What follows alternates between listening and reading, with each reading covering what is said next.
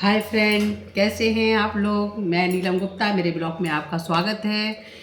तो दरअसल देखिए, आज मैं बनाने जा रही हूँ इसकी हरी हरी करेला और प्याज डाल के भुजिया।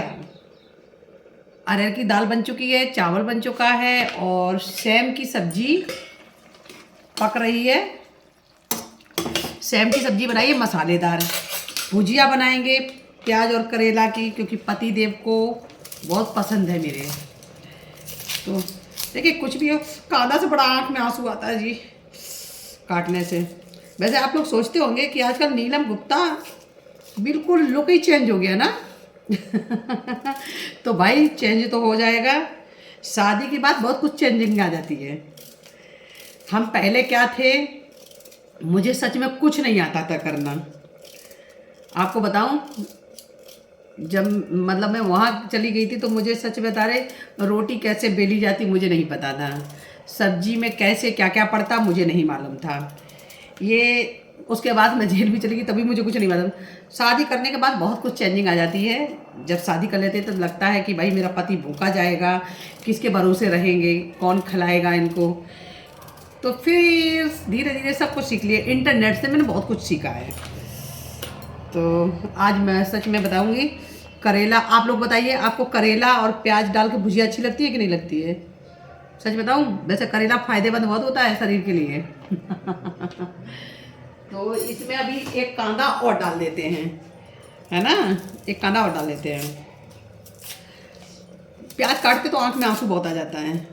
आज मेरी बेटी चली गई है स्कूल, बड़ी रो रो के गई है। सच में उसका बिल्कुल भी मन नहीं था स्कूल जाने का, तो भेजा उसको ज़बरदस्ती। तो बहुत रो रही थी, मम्मा नहीं जाना, स्कूल नहीं जाना, नहीं जाना, टीचर मारेगी। अरे मैं कि टीचर कहाँ मारती है, टीचर तो प्यार करती है, कहाँ बच्चों को मारती है भाई। और बच्चे पढ़ेंगे नहीं तो फिर कैसे बड़े बड़े। और हम तो ये बिल्कुल नहीं चाहते कि जब मेरे जैसा कोई गंवार रहे। वो तो आप लोगों की दुआ कृपा रही है कि इतना सब कुछ होने के बाद भी, समझे। आज आप लोग सोचते होंगे कि मतलब ये तो ऐसा बोल लेती हैं, तो कैसे बोल लेती हैं। तो ये सच में बता रही हूँ, जब मैं वहाँ गई थी बीहड़ में, तो मुझे कुछ भी नहीं आता था। जब मैं जेल में गई थी तो मेरी मैडम ने मेरा एडमिशन करा दिया था। तो मुझे वहाँ पढ़ाया गया। मैं हाई स्कूल पढ़ी हूँ, आपको बता रहे हैं, जेल ही में।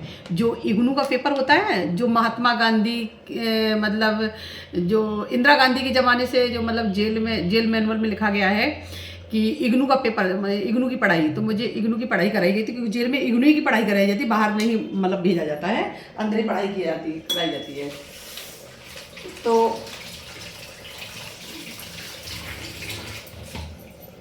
तो मुझे पता है, हिंदी तो बहुत अच्छे से आती थी, लेकिन इंग्लिश के वर्ड नहीं आते थे। कुछ इंग्लिश के वर्ड होते थे, मुझे नहीं पढ़ना आता था, तो मुझे बोलना भी नहीं आता था। तो मेरी जो मैडम थी, तो वो हमेशा लैपटॉप चलाती थी, कंप्यूटर चलाती थी। तो वहाँ पे जेल पे एप्लीकेशन वगैरह लिखी जाती थी, मतलब डीआईजी के लिए या आईजी साहब के लिए, या मतलब आगे हॉस्पिटल भेजने के लिए किसी कैदी को भेजा जाता था, तो टाइपिंग करके भेजा जाता था। तो मैडम हमको वहाँ बैठाती थी, ज़बरदस्ती बैठाती थी। जब मैं नहीं पढ़ती थी ना, उसके बाद भी बैठाती थी ज़बरदस्ती, कि बैठ और पढ़ना सीख, कैसे कंप्यूटर चलाया जाता है, कैसे क्या किया जाता है, इसमें कैसे कैसे लिखा जाता है, ये सब कुछ सीख। तो मैं कहती थी, मैडम मुझे नहीं आता, मुझे इंग्लिश के वर्ड नहीं आते हैं। तो हमको ना मैडम एक किताब ला के दी, जैसे हिंदी और अंग्रेजी में, हिंदी को अंग्रेजी में ट्रांसलेट कैसे किया जाए, वो वाली किताब लेके आई। फिर वो मुझे पता है 1 घंटा टाइम निकाल के पढ़ाती थी मैडम मेरी। 1 घंटा टाइम निकाल के पढ़ाती थी। वहाँ एक मतलब गुरुजी थी, मतलब बस हर औरतों को पढ़ाती। जैसे कुछ लोगों को नाम लिखना भी नहीं जेल में आता था, तो उनको नाम लिखना सिखाती थी, उनका एड्रेस, उनका पति का नाम क्या है, पिता का नाम क्या है, बच्चों का नाम क्या है, ये सब कुछ औरतों को सिखाया। क्योंकि पढ़ना लिखना आज की दुनिया में बहुत ज़रूरी है। और जिस लोगों की ज़िंदगी में पढ़ाई नहीं है, उसके जीवन में कुछ नहीं है।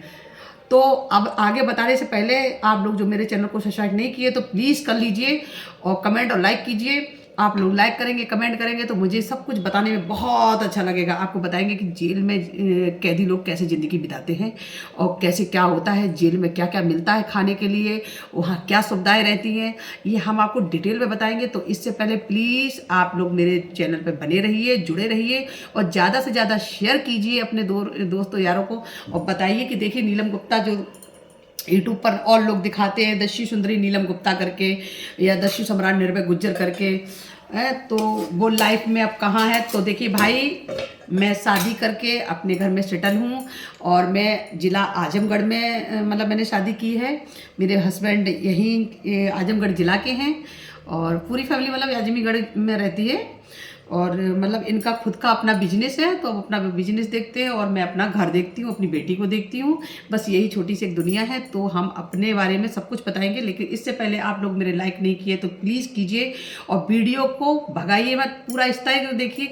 जब देखेंगे तभी तो पता चलेगा कि आज नीलम गुप्ता पहले और अब में कितना फ़र्क है। तो प्लीज़ जुड़े रहिए हम लोगों से।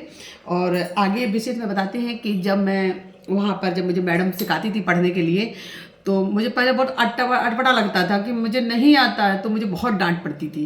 कहती थी बदतमीज लड़की, पढ़ेगी नहीं, मतलब पूरी ज़िंदगी तो मतलब बीएड में बर्बाद कर ली है और पढ़ेगी नहीं तो कल को निकल के बाहर जाएगी जेल से। इस समाज की दुनिया इतनी बुरी है कि समाज तुमको सही से जीने नहीं देगा, उसके लिए तुम्हें पढ़ना बहुत ज़रूरी है।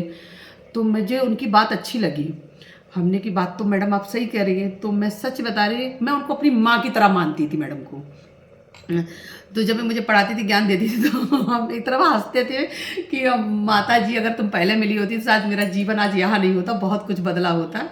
और आज हम भी कोई अगर पढ़ लिख गए होते तो आज कोई ना कोई ऑफिसर जरूर बने होते। अगर हम पर ऑफिसर नहीं होते तो कोई सरकारी नौकरी जरूर पाए होते। मान लो टीचर ही बन जाते या जेल ही में कुछ अधिकारी बन जाते। लेकिन क्या करें, किस्मत है नहीं साथ दिया। तो मैंने हाई स्कूल की पढ़ाई वहीं पे की।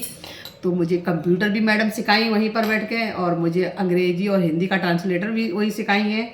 तो आज मैं आपके सामने जो इतना फटाफट बोल लेती हूँ ना, तो मैं उससे उन्हीं की देन से। पहले तो मुझे एकदम गमार भाषा आती थी, कह रहे अरे सारे जू कर रहे, बुक कर रहे, मतलब एक अजीब सी मतलब भाषा थी।